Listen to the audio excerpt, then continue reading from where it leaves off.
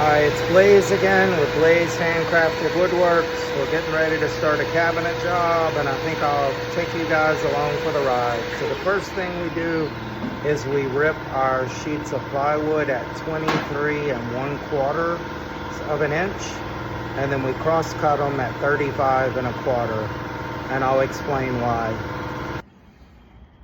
So kitchen cabinets, the standard depth is 24 inches. So if I cut my plywood, if I rip it at 23, oops, my camera's facing the wrong way. Yikes, hang on a second. So if I rip my sheets of plywood at 23 1/4, and then we add the face frame, which is this right here, it should finish out at 24 inches. It's got paint on it, but that's 24 inches. So we're gonna start off by ripping all of our sheets to 23 1/4, and then we cross cut them at 35 1/4. And the reason why 35 1/4 is because most countertops are 3/4 of an inch thick up here, which makes it finish at 36 inches. That's standard. So 24 inches deep and 36 inches tall is standard for base units.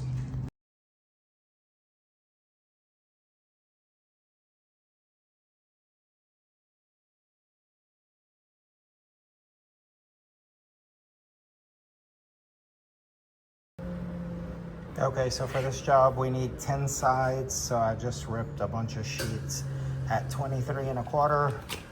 I got my tape measure. You can see that if I measure it, it's exactly 23 1/4. Once we put the face frame on, it'll finish at 24 inches, which is standard depth again for a kitchen cabinet. Now I have to cross cut all of them, which means I'm going across the grain at 35 1/4, and that's what my cabinets are going to finish off at. Once the countertop people put their countertop, they should be right around 36 inches. It depends on what the customer chooses to use as a countertop. Some of them are thicker, some of them are thinner, but roughly 36 inches is where the cabinet height will be for base cabinets, and that's standard. Ooh, I almost messed up. It's a good thing I checked. I had my fence set on 36 1/4 instead of 35 1/4. So if we measure this, it's gonna be 36 1/4. So that means I gotta reset it and recut these two. It's a good thing I didn't cut all of them before I checked. Not that it would have been that big of a deal, but anyway, they need to be 35 1/4. So now I'm locked in at 35 1/4, and I'm gonna go ahead and run all of my pieces. Okay, so if you can hear me, now they're at 35 1/4, which is what they're supposed to be. My brother's using another table saw over there to put a dado in the cabinet, which is basically a groove. So I'll show you what that looks like. And so once the cabinet's put together, the back of the cabinet actually slides into here. So there's no way it can come off. It just makes it way stronger.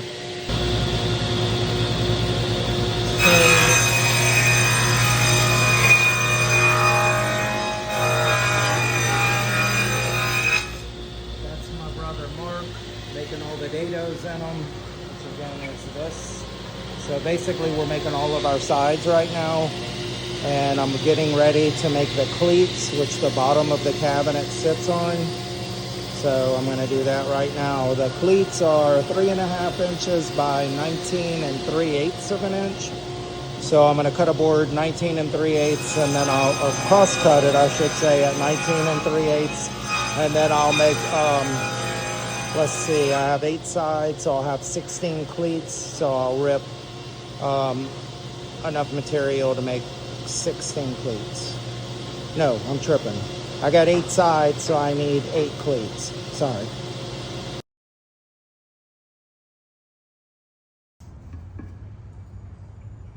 So now my brother's putting glue on the cleats, and we're gonna staple them to the sides of the cabinets. It's important that he puts 1 inch staples in there. We're using staples. Because we normally use 1 1/4 for everything else, but if we used 1 1/4 on this staple would go all the way through. And we never know when the other side is going to be exposed or not. The efficient way of building cabinets is you do it like a manufacturing process. So we're running all of our pieces like kind of like an assembly line. So after he puts all the cleats on them, or while he's doing that, I'm going to start cutting all my bottoms, then my stretchers, which I'll show in a little bit. Just to explain why I'm ripping my sheets to 22 and 7/16 is because the bottom is going from the dado to the front of the cabinet, and that measures 22 and 7/16. So once I have my rips, which means I'm cutting with the grain of the wood, even though it's plywood, I'm not going to get into that, but just suffice it to say I'm ripping it, so I'm cutting it the long ways.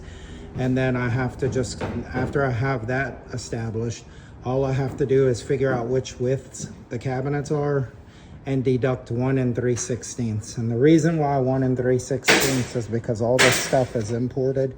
So it's actually metrics. So I use 5/8 inch sheets for all my cabinets. It just saves a little bit of weight as opposed to using 3/4 of an inch.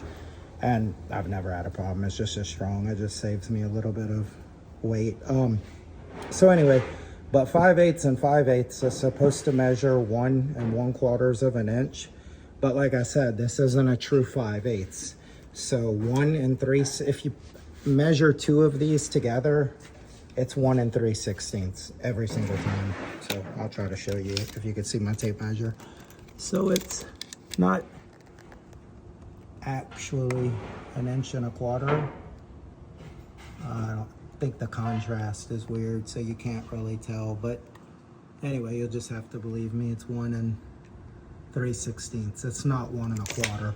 So whatever width you need your cabinet to be, I just subtract 1 3/16 when I get to my table saw, and I cross cut my pieces, and that's my bottoms. Okay, so for the first cabinet, there's our bottom, and these are the other 3 pieces you need. These 3 are all 3.5 inches, and this one is 2.5 inches. There's a purpose for all of that, but I'll have to explain in another video so it makes sense. But it's important to note that these were all cut without me moving my fence on my table saw, so they're exactly the same length, or in this case, it'll be the width of the cabinet, but it's important that you do all that at the same time so there can be no variations in it, and that's gonna make your cabinet square. So that's all the pieces, your 2 sides, the bottom, and those 4 stretchers. 3 of them are 3.5 inches by whatever width, and 1 of them's 2.5 inches. And then the only thing else that we need to do to finish framing the cabinet is to cut the backs, but we don't do that until it's framed up first. Then we'll put our backs on, then we'll put our face frames on, then we'll start making drawers and all that good stuff. So this right here is one cabinet. This is everything I showed in the other videos. It's your 2 sides with your cleats already nailed on. You got your bottom, and you got your pieces that go on top and in the back, and one of them is for the toe kick, which my brother is working on right now. And once he finishes framing this, before we put the back on, I'll explain where all the 3.5 inch pieces go and the 2.5 inch piece. It's pretty simple, but I feel like an explanation would make it a little bit easier to understand. So once he's finished, I'll come back and record it, and hopefully it'll make sense. So what I'm going to explain, come over here, Mark, if you don't mind, so I can show that my fence. So my fence can go to 52 inches, which is great because a sheet of wood is 96 inches. So as long as it's over 48 inches, if I can't keep the piece that's here, I can keep the piece that's on this side. So in this case, this cabinet has to be 66 inches long. So I'm actually, because it's going against a wall, I'm actually making it, instead of 66, I'm making it 65.5 inches. But again, I have to take off my 1 3/16 for my two sides, because if you put them together, it's 1 3/16. So since my fence won't go that big, I'll show you what I do. So I measured this way to 65.5, and everyone does it a little different, but this is where I take off my 1 3/16. So I'm at 65.5, so I go to 64.5, take off 3/16, and that's 64 5/16.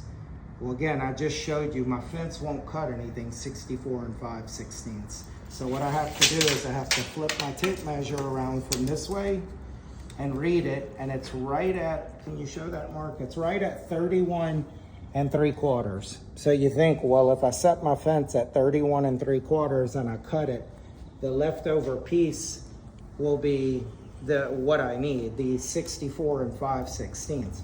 But that's not true, because if you do that, you're not taking into the account the thickness of the blade. The thickness of a blade is 1/8 of an inch. So I need to actually set my fence at whatever this is, minus 1/8 of an inch. So instead of 31 3/4, I'm gonna set it at 31 5/8, and that blade is gonna line right up where I made my mark and my measurement. What did I say it was again? 31 5/8. So here's my mark. This is the side that I need. And since my fence won't go that big, I'm gonna cut it, and you can see that by me subtracting that 1/8 of an inch, now when I cut it, the leftover piece is gonna be the exact size that I need. Okay, now you can turn it off. Okay, so all this cabinet needs now is the back. Well, it needs the back, it needs the face frame, it needs everything else. But to finish framing it up and to square it up, I'm about to cut the back, but I wanted to show you what those pieces that were 3.5 and 2.5 inches were for. So this right here is the 2.5 inch piece. This is the 3.5 inch, excuse me, the 3.5 inch piece. This is the other 3.5 inch piece. And then in the front of the cabinet at the bottom is the other 3.5 inch piece, which is for the toe kick. So what a toe kick does is it allows you, when you're standing at the counter, to get your belly closer to it so you're not reaching over. Sometimes people don't want a toe kick, but most of the times they do. So unless they specify otherwise, they get a toe kick. Okay, so I cut the backs of the cabinet. Oh, there's something I didn't mention yet, but this stuff is already pre-finished. It's called UV1, the plywood that I bought. And what my brother is doing is he's sliding it into the dado that he made earlier. And what that does is, well, it does a number of things, but the main thing that it does at this point is it squares up the cabinet. Because of course you want your cabinet to be square. I don't think I need to explain that. So the way we do that is we slide it down. So we just flipped it on its back. I know I was too close for you to see what we were doing, but he's gonna slide it down and he's gonna line up that bottom edge. And once he lines up that bottom edge, there's an edge here and there's an edge on the other side that's tight. So the cabinet's gonna be perfectly square. So see right now, if he nailed it on right now, that cabinet is out of square.